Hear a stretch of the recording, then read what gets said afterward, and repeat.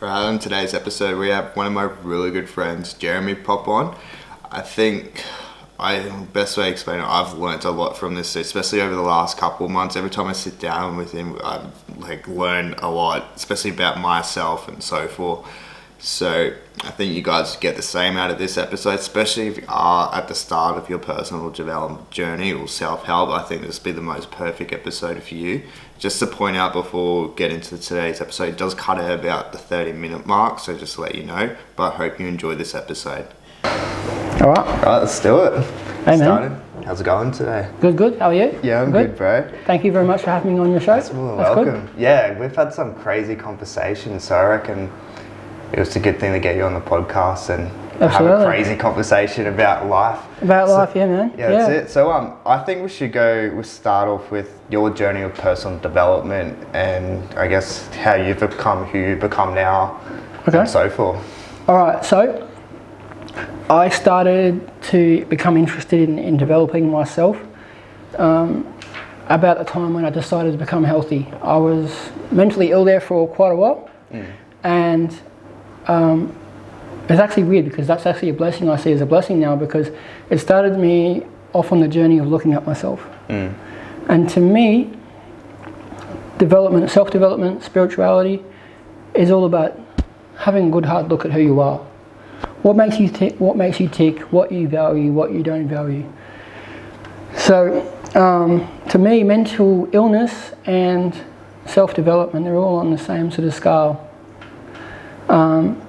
I think what it was really for me was that once I started to see results and I started to see things better and more realistically, I was seeing my life from the point of view of hurt and being a victim for a long time. And when I started to see results because I confronted those things in myself, I kind of just never stopped. And that's where I'm at today. And that, it's kind of that thing, pain's kind of the biggest blessing, I reckon. It can be, yeah. Yeah. It can be. Especially because I guess we don't really get shown, the tools of how to navigate pain or to work out of it. So we kind of because victim mentality is such, I guess that's it's a big thing. Yeah. It's huge. Huge. Yeah, since that's how most people bond over is pain. Shared trauma and shit like that. Yeah. Yeah, we have gone through the same things, therefore we can get along really well. Yeah. But that can be a bit toxic. Sometimes we just like to dwell in that place. That can be a cause to dwell in that place. Whereas I think a part of becoming, well, for my journey anyway, of choosing not to see myself as a victim anymore. Because as long as you stay in that place that I'm a victim, in my opinion, what that stems from is a sense of powerlessness. And that you're releasing control of the situation. I'm hard done by, look at me, life's not fair. Yeah. And those things can be true, but they're so disempowering. It's when you make that mental shift that, okay, my life is my responsibility. Yeah. I'm responsible for the thoughts I think. I'm responsible for the feelings I feel. Those are not someone else's responsibility. Those are mine alone. And but what that requires, and I really don't want to come across as egotistical. This is just the way I view my life. Is that when you choose to take responsibility for your thoughts and your actions, then you can't blame anyone else. Yeah. It's you. To me, I'm responsible for my thoughts, and that's a big shift. It's a big shift, I think, especially from that realm or from that mental headspace of being very, very down. Going from that to mental health, and I think is a large part of that is stop seeing yourself as a victim. You kind of one thing I've heard is just that the universe always vibrates the same frequency. It just depends what you vibrate at, and that's what you get in return. Absolutely. Yeah, man. We create our own reality. We create our own reality. The same objective reality is around us all. Yeah. But the way that we view it is so vast from person to person. The way I like to view it is that, we can see ourselves, if we this is an analogy, that we can see ourselves on a throne in life. And that the world is our oyster. And to the person who thinks that is true. And then you can get that, and the same person maybe that different things happen to them up until that point. Maybe they have chosen not to take responsibility for their life or certain things. It's never clear cut. But then they can get another person who sees life from a corner. They're sitting in a corner. Yeah. You know what I mean? Yeah. So it's so disempowering.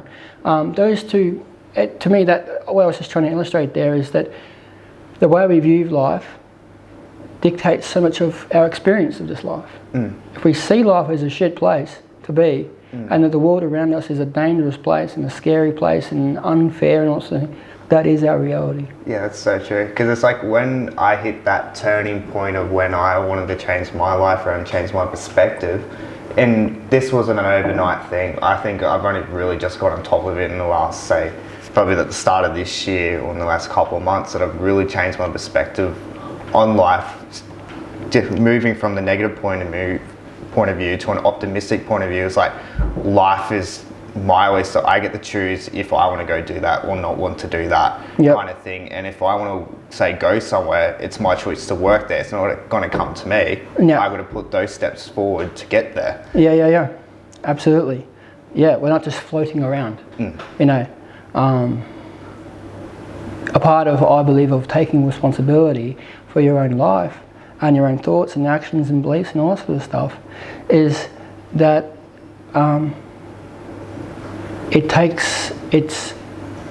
the direction of your life is all yours. It's completely all yours. But when you do reach that point where you understand that your direction of your life is yours, that can also be a cause for fear. Yeah. Because then all of a sudden you've got no excuses. You can't point the finger at that person because you don't feel good, or that they've made you feel bad, or that you haven't got this opportunity. Yeah. It's completely on you. And there are going to be bad things that happen to everyone. But the way we view those things can be empowering, or they can completely take away our power. Yeah. Like, for example, I have a condition called cerebral palsy. Doctor said I'd never walk. I competed for Australia. Now that isn't something that that I beat my chest over now. But if I had let those negative opinions of myself become me, I never would have done anything. I mean, so... Because it's like a lot from, I guess, a lot of our negative opinions about ourselves are normally from the outside world of how we got parented, schooling, the media. All of those images.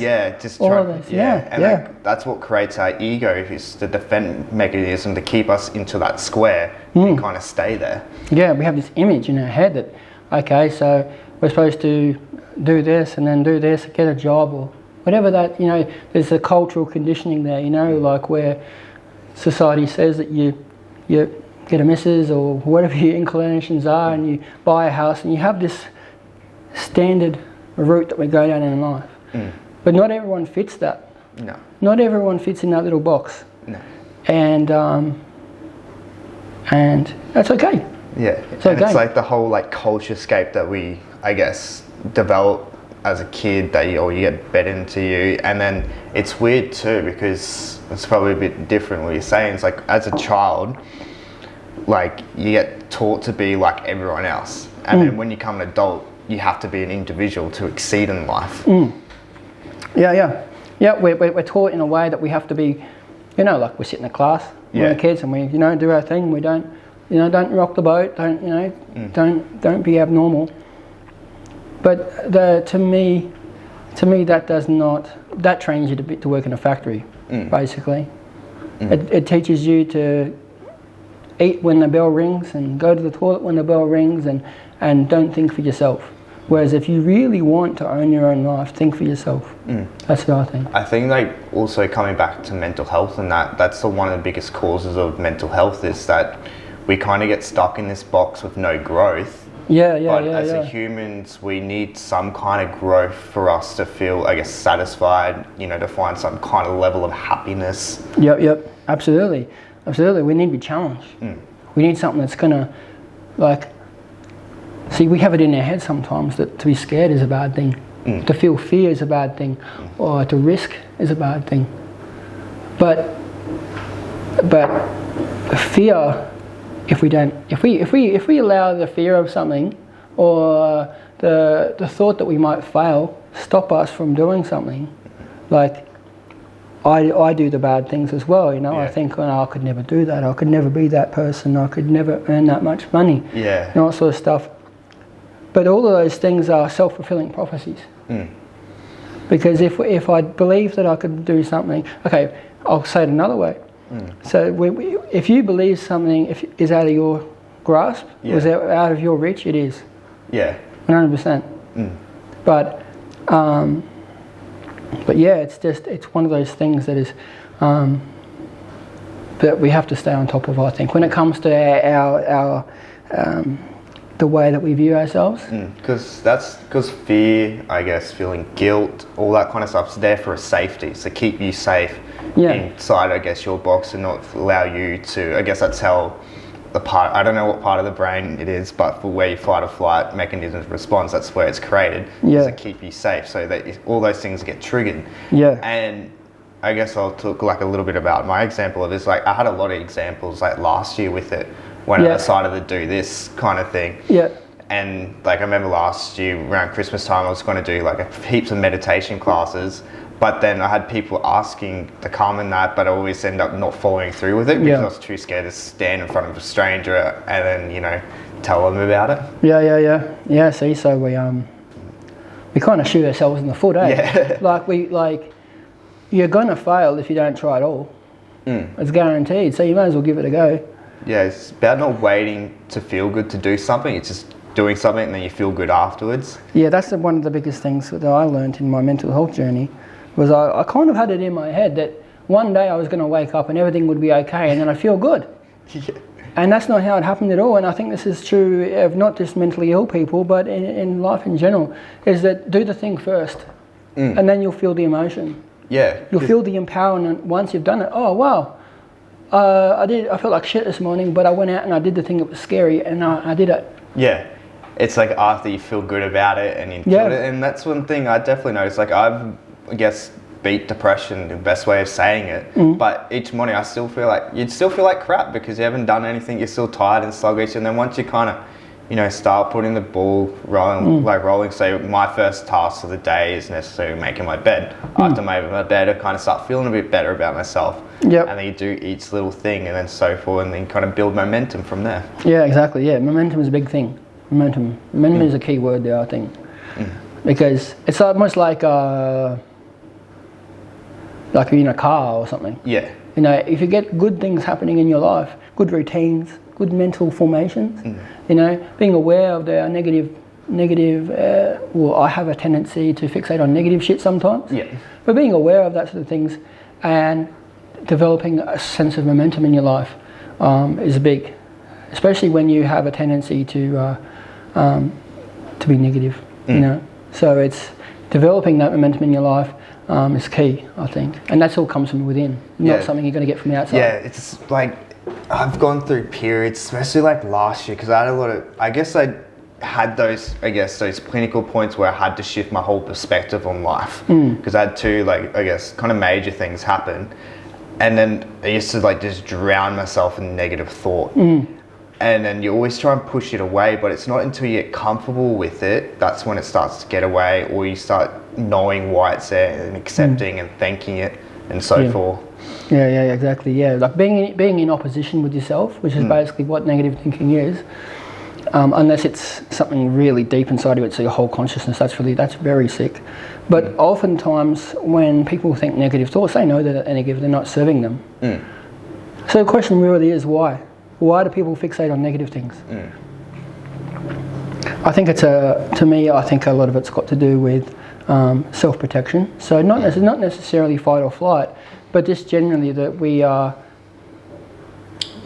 don't want to do things that are going to cause us harm. Or going to cause us pain, or going to, you know, but those can be very limiting. Because it can also come back to the little, I guess, herd analogy, is that you don't want to step too far out of your herd, because your herd normally pulls you back in and tries to get you back into the level. Exactly. So all of those sort of that mentality is judging oneself based on what the herd does. Okay. Now, I don't know if anyone else has realised this, but the herd usually isn't doing much. The herd isn't. That's the status quo. That's just the norm. easy to be normal, because that way you're not going to rock any boats, you're not going to cause any conflict anywhere. It's a very safe place to be, and that can be a coffin to live in. Sorry, I'm swearing. That's all good. It's like I watched it because when I went into my current job, I remember like being an apprentice and that, and watching so many people going down this road that everyone was pushing me down. And I'm like, all you saw was just unhappiness and fulfillment and just like misery. And it's like you just see just pain leaking out of these people, and you're like sitting there like, it's gonna be a better road. It's gonna be a better road than this, than the status quo or the culture scape or so forth. Yeah, man. So, and I think that'll, people living lives that don't, like for example, who becomes whatever career it is, but it wasn't their choice. It was just something that they fell into. There's a lot of people out there that just are working jobs that they never had any intentions of ever doing, but it's just a way to make ends meet, and in a way that's very noble. I think it's very good that people are doing the things that they need to do to get by. But are they doing the things that make their heart sing? Are they doing things in their life that make them feel good about their life? There's more to life than just getting by. So that's definitely true. But it's like we got all these not a lot of people know their core values, but we do or get to know their core values, I should say, but we do things that don't align with our core values at all. And this is something, I guess, from us talking that I've come to realise what my core values are and, so forth. But and it's like we do so many things in life that just don't line up with it, or we don't even try to line up with it because we're trying to fit someone else's. See, so this is a big thing. That's a really big thing. So a lot of the way that I see people live is that they're basing how they live based on what they see in society. What can come down to sexuality. Small thing like sexuality, you have to look a certain way to look sexy or whatever, to look attractive. The job, whatever it is, there's so many different things that are projected upon us. Now, it's up to us individually. This is what I was getting back to you before about taking responsibility for your own life. Taking on board those projections, the culture and what society tells you to do, and then saying, does this serve me? Is this something that I actually want? Is this something that jives with my core values and who I want to be in my life? And I think that this is a very big impasse for most people. For most people, these are the questions that hurt. This is when the hurt comes in. Because it's like, oh, actually, no, I've just been working 10 years at a job I fucking hate. And that's a very... It's a crossroads. It's a crossroads of people, because they either then have to accept the reality for what it is at the moment, or they can challenge it.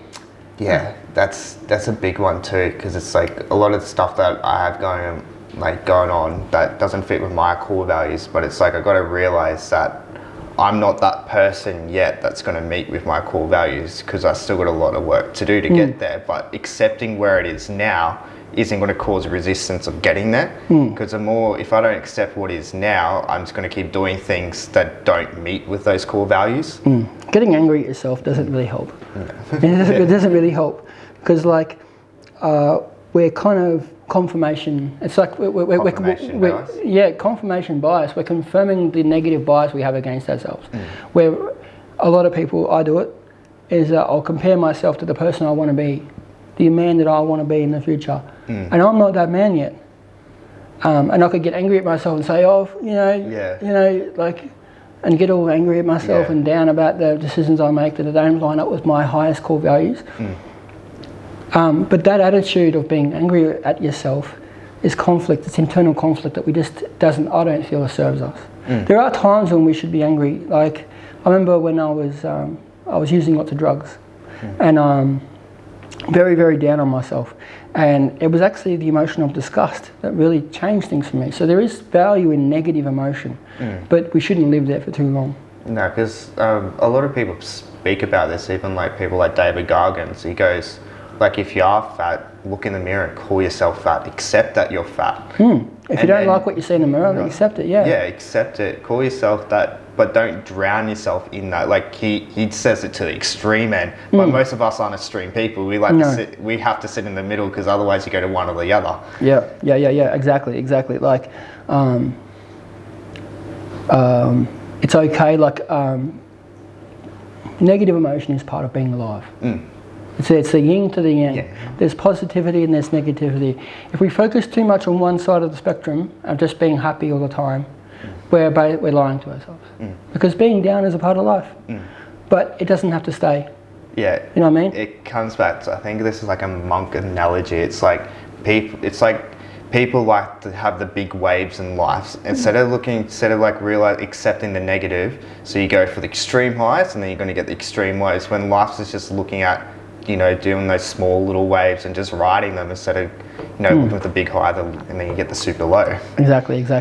I find that people I find that when I see people that go through those big peaks and troughs in life like that on a constant basis, their emotional maturity probably could use some work, because a person who's very good at regulating their emotions and self-awareness genuinely doesn't allow themselves to get really, really down or really, really up, because those places are not realistic, I don't think. No. They're not realistic. It's good to be happy, really happy sometimes and all that sort of stuff, but to me, achieving peace, like, it's much, okay, so to me, regulating one's emotions can only really be done when there is not a lot of chaos happening inside. While there's a lot of chaos and a lot of emotions going on inside one person, it's very hard to see things for what they really are. Because it's like when you're at peace in yourself, you can have the most chaotic life around you, but you still feel at home. Yeah. Yeah, exactly. I think one of the important parts of self-love is getting comfortable sitting in your own darkness. Yeah, exactly. So it's not just fixating on the positive, euphoric feelings that we typically feel of when we think of spirituality and meditation and sort of stuff. But if, for example, say you're meditating, and I'm a big advocate of meditation. Meditation to me is coming home to oneself, and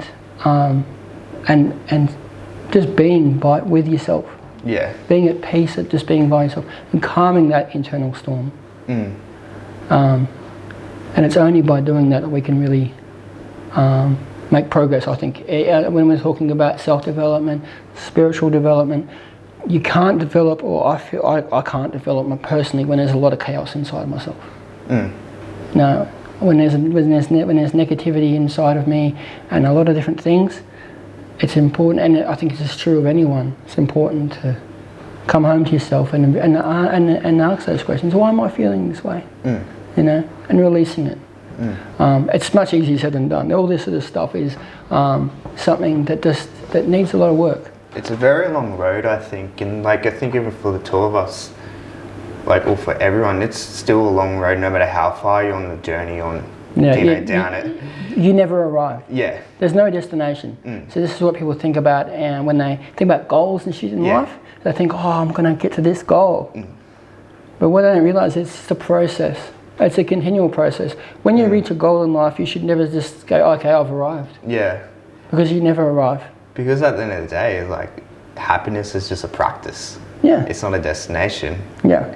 And also, I think that's what I was trying to get at before when I was talking about emotional regulation. When I was talking about emotional regulation, I was talking about that what Buddhists teach is that the elements of happiness are available in every moment. They're available to us at every moment. The thing that stops us from being happy is the other things that are inside us at the same time. It's hard to be happy when we're thinking about a lot of negative shit. When there's a lot of negative stuff rolling around in you, but if you can calm the storm, then you can look at a tree, or look at a cloud, and those are the simple things that allow us to be happy in the present moment. Yeah.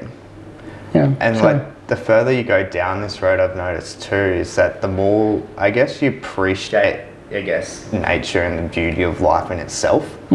and like you can sit at a tree and see for what it is, and just like, you know, this calm, majestic creature or whatever you want to call it. Exactly. But if you've ever been in and I'm sure a lot of people can relate to this, is that you can get two people, sit them in a beautiful park.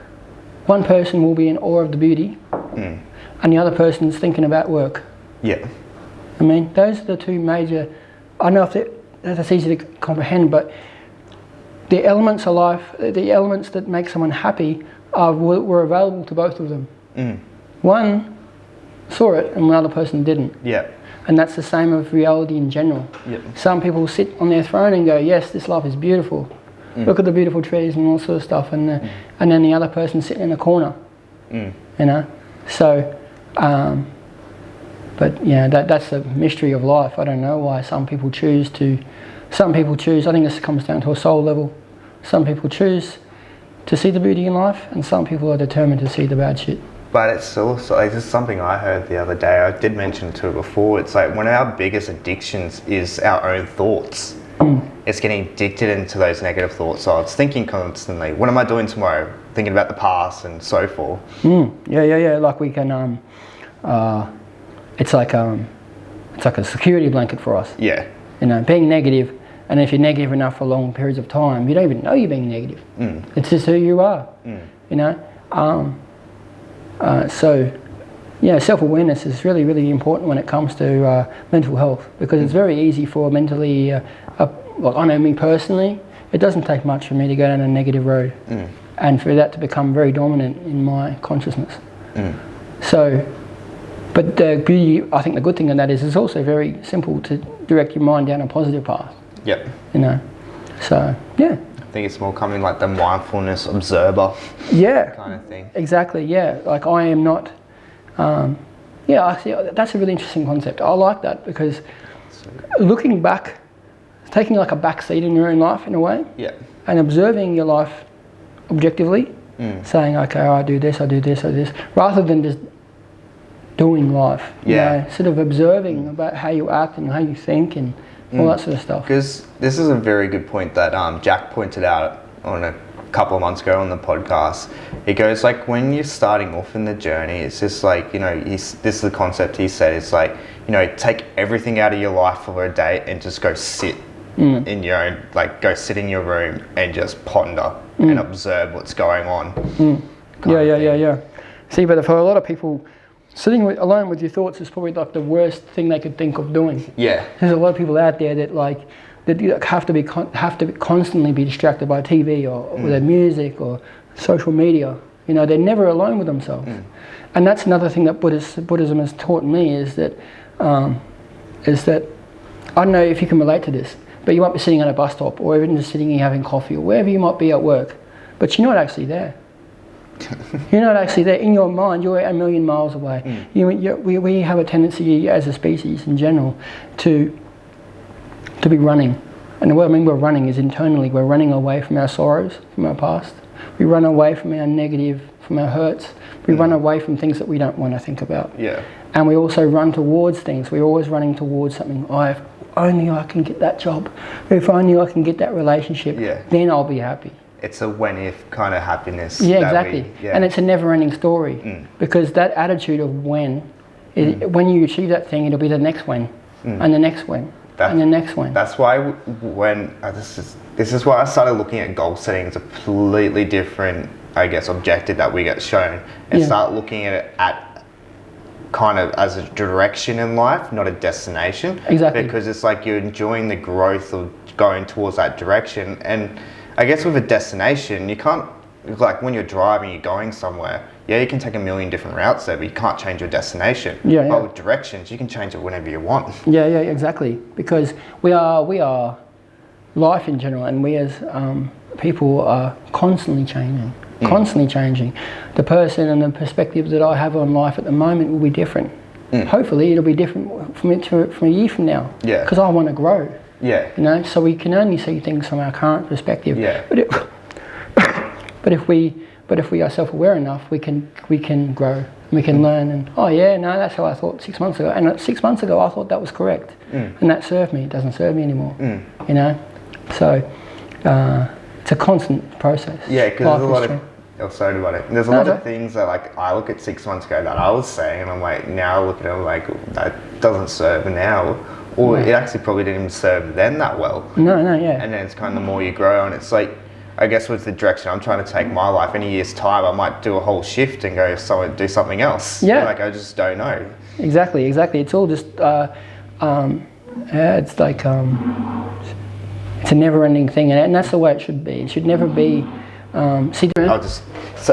technical difficulties. Technical difficulties, we're Yeah. back on it now. Yeah. Sorry, what you were saying? Just that never-ending cycle of external. See, I'm a big believer in that if you want to be happy in life, if you actually really want to be happy in life, then attach your meaning to your life to here. Yeah. Things that people can't take away. No one can take away my sense of self and my values, but money can be taken away, status can be taken away, and I think where people go wrong is that they attach their sense of who they are to that external thing. Yeah. And that is always a very volatile thing to do, because when that thing's taken away from you, your sense of self is really messed up. It could be a relationship. People do a lot in relationships. They'll tie their sense of identity to that person. That's so true. You're giving someone a lot of power when you do that. Yeah, that's so true. A lot of power. I think we'll wrap it up on that bit. Yeah. But cheers for No coming worries. on, man. We'll do the handshake thing. Cheers, man. Thanks. Cheers, man. Sweet. Cheers for watching today's episode today, guys. I want to give a massive shout out to Conscious Community Brisbane. Make sure you go check out the Facebook page and Instagram page for me. Give us a like if you like today's episode, guys. Tell us what you think in the comments below, or send us a DM. And if you think a friend will get a lot of value out of this episode, share it with them. Thank you so much for tuning in. Have a good one, guys.